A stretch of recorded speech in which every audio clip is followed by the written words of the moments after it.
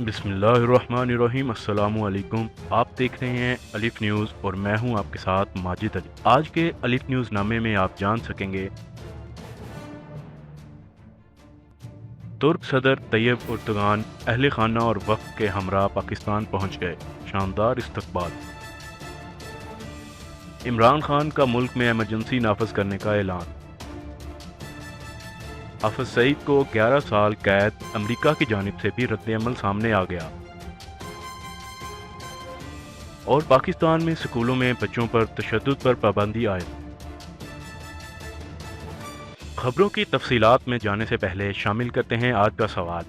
ہمارا آج کا سوال یہ ہے، کیا حافظ سعید کو 11 سال قید کی سزا سنانا درست فیصلہ ہے؟ جی ہاں، جی نہیں۔ ناظرین، اپنی رائے کا اظہار کمنٹ سیکشن میں ضرور کیجیے اور اس سوال کا جواب دینے کے لیے اپنی سکرین پر نظر آنے والے آئی کے بٹن پر کلک کر کے بذریعہ ووٹ ضرور کیجیے۔ اب بڑھتے ہیں خبروں کی تفصیلات کی طرف۔ ترک صدر طیب اردوغان 2 روزہ دورے پر پاکستان پہنچ گئے۔ ترک صدر 60 سے زائد ارکان پر مشتمل وفد کے ساتھ آئے ہیں، جبکہ ترک خاتون اول اور ان کے بچے بھی ان کے ہمراہ ہیں۔ وزیر اعظم عمران خان نے عرب شہزادوں کی طرح ترک صدر اردوغان کی گاڑی بھی خود ڈرائیو کی۔ اردوغان کے طیارے نے نور خان ایئر بیس پر لینڈ کیا، جہاں ان کے استقبال کے لیے وزیر اعظم عمران خان خود موجود تھے۔ ترک صدر کا ریڈ کارپٹ پر استقبال کیا گیا۔ اس موقع پر وزیر خارجہ شاہ محمود قریشی اور کابینہ کے دیگر ارکان بھی اس موقع پر ان کے ساتھ موجود تھے۔ ترک صدر کو وزیر اعظم ہاؤس میں گارڈ آف آنر پیش کیا جائے گا۔ یاد رہے کہ ترک صدر وزیر اعظم عمران خان کی دعوت پر پاکستان کا دورہ کر رہے ہیں۔ اس دوران کئی اہم امور پر معاہدوں اور مفاہمت کی یادداشتوں پر دستخط کا امکان ہے۔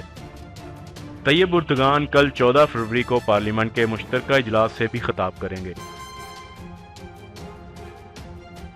بڑھتے ہیں اگلی خبر کی جانب۔ وزیر اعظم عمران خان کی زیر صدارت اعلیٰ سطح کا اجلاس ہوا، جس میں 4 صوبوں کے وزرائے اعلیٰ ویڈیو لنک کے ذریعے شریک ہوئے۔ اجلاس میں ملکی صورتحال، مہنگائی اور ذخیرہ اندوزی سمیت مختلف معاملات زیر بحث آئے۔ نجی ٹی وی کے مطابق اس دوران وزیر اعظم نے ذخیرہ اندوزوں اور ملاوٹ کرنے والوں کے خلاف جامع ایکشن پلان بنانے کی ہدایت دیتے ہوئے ذخیرہ اندوزوں اور ملاوٹ کرنے والوں کے خلاف ایمرجنسی نافذ کرنے کا اعلان کر دیا۔ واضح رہے، وزیر اعظم اور وزراء کی جانب سے کئی بار یہ بات سننے کو ملی ہے کہ ملک میں آٹے اور چینی کا مصنوعی بحران پیدا کیا گیا۔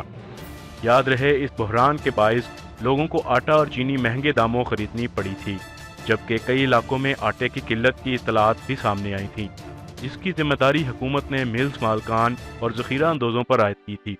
تاہم اب یہ اطلاعات آ رہی ہیں کہ حکومت قیمتوں میں کمی اور بحران سے نمٹنے کے لیے سخت اقدامات کرنے جا رہی ہے۔ شامل کرتے ہیں اگلی خبر۔ امریکہ کی جانب سے کالعدم تنظیم جماعت الدعوہ کے سربراہ حافظ سعید کو سزا کا خیر مقدم۔ نجی ٹی وی کے مطابق امریکہ نے حافظ سعید کی سزا کا خیر مقدم کیا ہے۔ نائب وزیر خارجہ ایلس ویلز نے ٹویٹ کے ذریعے کہا ہے کہ حافظ سعید کو سزا ملنا اہم پیش رفت ہے۔ سماجی رابطے کی ویب سائٹ پر انہوں نے ٹویٹ کیا کہ دہشت گردوں کے مالی معاملات پر پاکستان اپنے وعدوں پر عمل کر رہا ہے۔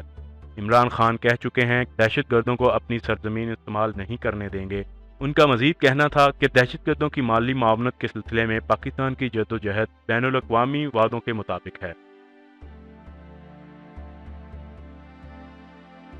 شامل کرتے ہیں اگلی اور آخری خبر۔ اسلام آباد ہائی کورٹ نے اسکولوں میں بچوں پر تشدد پر پابندی عائد کر دی۔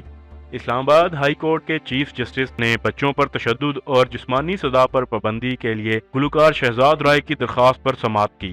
وکیل شہزاد رائے نے موقف اپنایا کہ شہزاد رائے زندگی ٹرسٹ کے زیر اہتمام 2 سکول چلا رہے ہیں۔ بچوں پر آج بھی تشدد ہوتا ہے اور جسمانی سزا دی جاتی ہے۔ کچھ روز پہلے لاہور میں نجی اسکول کے حنین بلال پر تشدد کیا گیا۔ چیف جسٹس ہائی کورٹ نے ریمارکس دیے کہ قومی اسمبلی نے بل بھی پاس کیا تھا۔ وکیل شہزاد رائے نے کہا کہ سیاسی معاملات کی وجہ سے قانون سازی نہیں ہو پا رہی۔ اسلام آباد ہائی کورٹ نے وفاقی دارالحکومت میں بچوں پر تشدد روکنے کا حکم دیتے ہوئے کہا کہ وزارت داخلہ بچوں پر تشدد کی روک تھام کے لیے اقدامات کرے۔ عدالت نے کیس کی مزید سماعت 5 مارچ تک ملتوی کر دی۔ ناظرین، آج تک کے لیے اتنا ہی۔ مزید خبریں اور اپڈیٹس لے کر آپ کی خدمت میں جلد حاضر ہوں گے۔ اپنا خیال رکھیے گا۔ اللہ نگہبان۔ پاکستان زندہ باد، پاکستان پائندہ باد۔